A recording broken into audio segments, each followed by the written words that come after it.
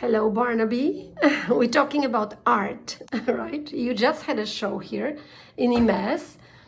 We have another show coming and many more shows in September, October for you and other artists. So people ask sometimes how to become an art collector. Imagine you don't have any art at home and you want to start a small collection, you want to become an art collector. How to do it? What is your advice? It's really simple. First, you have a feeling. You look at something and it draws you in, kind of like our eyes meet across a crowded room and we fall in love. There's a moment, and this moment is a click, and then you just feel like the piece of artwork is drawing you in. I consider that to be the doorway to a possible experience. Now, the next thing you do is you put it on the wall. You have to get the painting.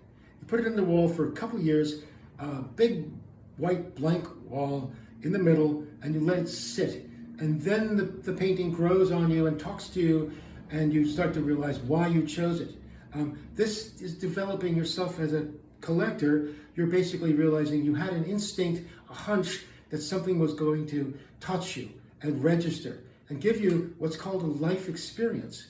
The artist has been dying to make an artwork that expresses a life experience, and now he's touching you with that possibility. A life experience is something that you would think is like everywhere, and it is at all times. There's tea, there's hugs, there's flowers on the table. There's lots of life experiences. There's dogs and cats and rain and mud and thunder. Lots of life experiences, but which ones do you get touched by and live with and realize at the end of your life, I have lived? This is the crisis of buying a painting. You're looking for a painting that basically gives you a clue to why you are alive. It's as serious as that. Yes. That's why it's worth the money. So if I'm poor, I don't have any extra budget, can you still become an art collector in this world where like everything is on budget and, for example, somebody doesn't have any extra money, but you can still become an art collector? Yeah, what happens here is that once you find the artwork that you like, you can start to circle around the artist, circle around the artwork that's with that artist. Sometimes you go into a drawing or a print. Sometimes you commission the artist, which is a very clever idea. You commission the artist to make the same painting, but smaller on paper, etc. Excellent. Now, what's really funny about that is I did that once with a master Chinese brush master and the Sumi ink master. And so he had this really expensive dragon, and I said, I can give me this other dragon on this piece of paper for like $25. And he, a long time ago, and he accidentally made a magnificent dragon.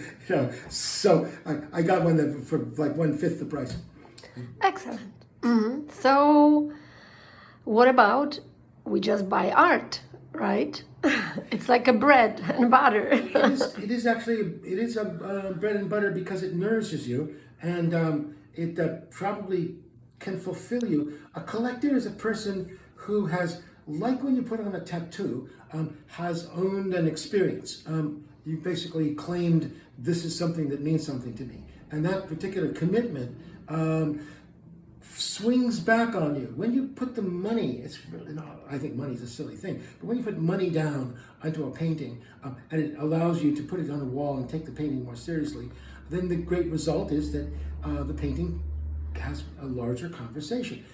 The money was simply a silly idea of saying that you've got a skin in the game, that you're taking this seriously, that you're committing, that you're bleeding for it. And I think that's the value of spending money. Yes, so it's possible to own an art piece and hey, let's buy art. Go straight to the artist if you need to. Thank you so much, Barnaby. Barnaby Ruhe, art is available. You can also schedule a private walk through Barnaby's studio. Okay, see you guys later. Wow.